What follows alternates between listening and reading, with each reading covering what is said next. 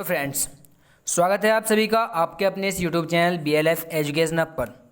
दोस्तों, आशा करता हूँ आप सब ठीक होंगे और अपनी पढ़ाई जारी रखे हुए होंगे।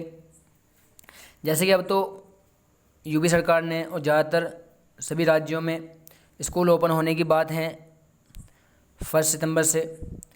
तो जितनी मैंने वीडियोस अब तक बनाई हैं उन सभी में मैथ्स की वीडियोस हैं और इंग्लिश की हैं। तो आप उन सभी को पढ़ने के बाद अपनी बुक्स में से उनकी प्रैक्टिस करेंगे, क्योंकि दोस्तों मैथ्स एक ऐसा सब्जेक्ट है, हम इसकी जितनी ज़्यादा प्रैक्टिस करते हैं वो इतना ही बेहतर तरीके से हमें समझ आता है।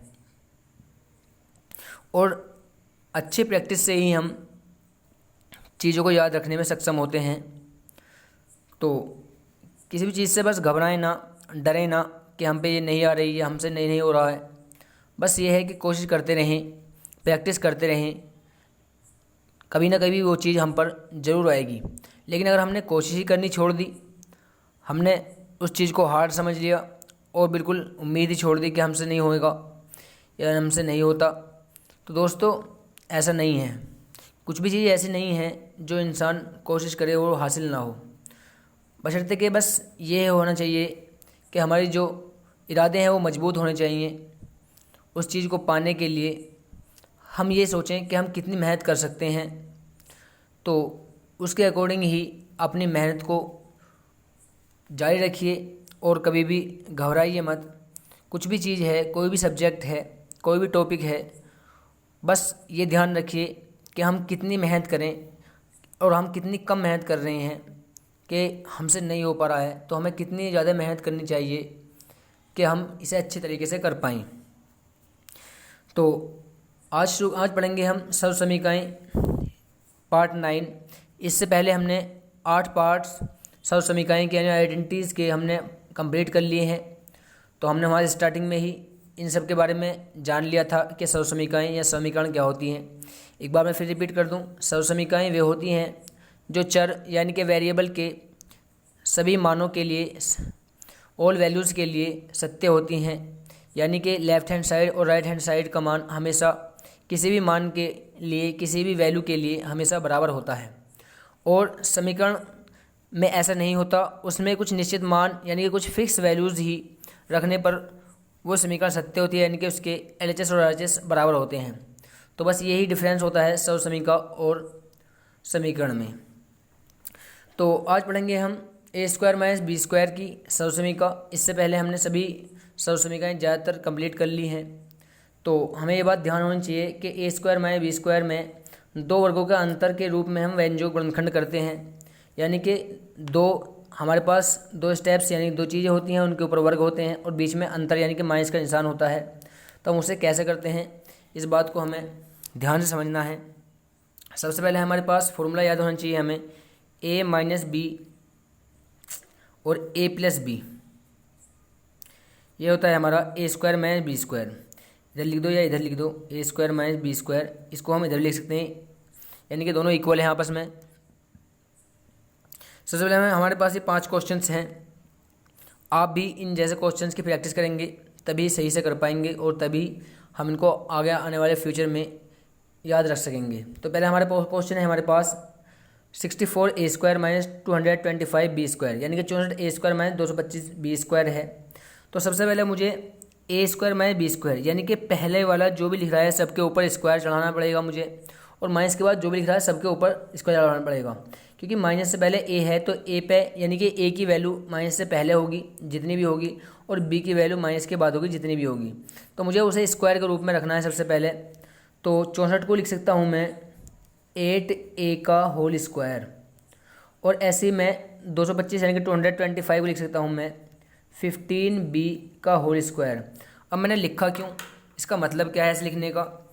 तो अगर 8A का स्क्वायर का मतलब ये है कि जो 64 है यानी 64 वो 8 का वर्ग यानी कि स्क्वायर है, 8 का स्क्वायर 64 है, और ऐसे ही 15 का स्क्वायर 225 है। तो अगर मैं इनको देखूं कि मैंने सही लिखा है या नहीं लिखा, एक बार चेक करूं मैं, तो 8A का मतलब है स्क्वायर, 8A के स्क्वायर का मतलब है कि 8A की मल्टीप्लाई 8A में, तो 8 8 64 और A की A में A² हो जाएगा। तो इसका मतलब ये लिख रहा है। ऐसे ही 15B का होल स्क्वायर का मतलब है कि 15B की 15B में मल्टीप्लाई, यानी कि जिसके ऊपर जितनी घात होती है हम उसे इतनी बार गुणा में लिखते हैं, उसके बाद गुणा कर देते हैं। 15 15 225, यानी कि 15 पंजे 75 हासिल 7, 15 15 7 22। उसके बाद बी में बी की घात 2, क्योंकि आधार एक जैसा होने पर, बेस सेम होने पर पावर से ऐड हो जाती हैं, घात जुड़ जाती हैं। अब ए की वैल्यू हमारे पास है 8a, ए की वैल्यू 8a है। इस घात छोड़ के पहला मान a का और घात छोड़ के दूसरा मान b का। अब इसको a बराबर 8a हमें पता लग गया, घात को छोड़ के पहला a का रहेगा, कुछ भी हो, माइनस से पहले कुछ भी, सब a की वैल्यू रहेगी, और माइनस के बाद घात को छोड़ने के बाद जो बचेगा वो सब b की वैल्यू रहेगी। उसमें हमें यहाँ रखना है a plus B, a minus B है। तो a का मान 8a माइनस बी यानी कि 15b, और ऐसे यहाँ पे a प्लस बी यानी कि 8a प्लस 15b, ये हमारा आंसर हो जाएगा। तो बस दोनों को हमें एक बार जोड़ देना है और एक बार घटा देना है, चाहे हम इससे पहले लिख लें चाहे इससे बाद में लिख लें, यानी कि प्लस करके लिख दें पहले या चाहे माइनस करके लिख दें, उससे कोई प्रॉब्लम नहीं है, क्योंकि दोनों मल्टीप्लाई में लिखे हुए हैं। बस हमें ध्यान रखना है कि पहले हमें एडजस्ट करना है स्क्वायर के रूप में क्वेश्चन को, और फिर दोनों को जिस पर वर्ग है उन दोनों को एक बार जोड़ देंगे और एक बार घटा देंगे। जैसे हम क्वेश्चन नंबर 4 देखें तो फोर्थ है हमारे पास 4a² माइनस 81। तो सबसे पहले मैं स्क्वायर के रूप में एडजस्ट करेंगे, हम इसे वर्ग के रूप में लिखेंगे। तो इसे लिख सकता हूँ मैं 2a का होल स्क्वायर, और इसे लिख सकता हूँ मैं 9 का स्क्वायर। 2a का होल स्क्वायर का मतलब क्या है कि 2a की मल्टीप्लाई 2a में, तो 2 2 4 और a की a में a² हो जाएगा हमारे पास। इसका मतलब यही लिख रहा है। एक बार हम चेक भी कर लेंगे हमने सही एडजस्ट किया है नहीं वर्ग के रूप में या गलत किया है, ताकि हमें सही पता लग सके।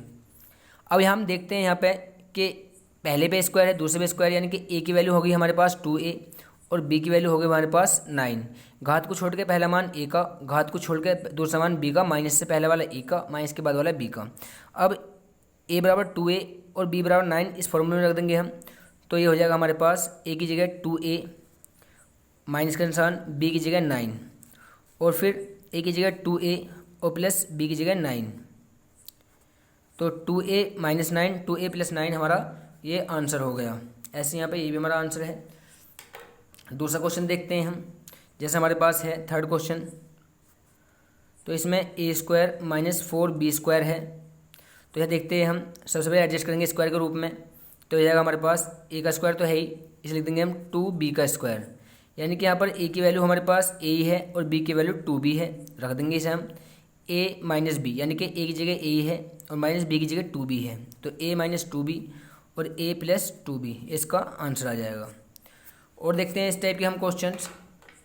देखिए जैसे हमारे पास है सेकंड, देख लो जरा, ये हमारे पास a की पावर 4 माइनस 1, तो हम लिख देंगे इसे a² का स्क्वायर माइनस 1 का स्क्वायर, क्योंकि ऊपर हमारा a पे स्क्वायर है तो स्क्वायर होना चाहिए, क्योंकि यहाँ पर पावर 4 है यानी कि घात 4 है, तो हमने 2 की घात 2 लिख लिया, क्योंकि घात की घात में गुणा होती है, 4 लिख रहा है अभी, 2 दूनी 4।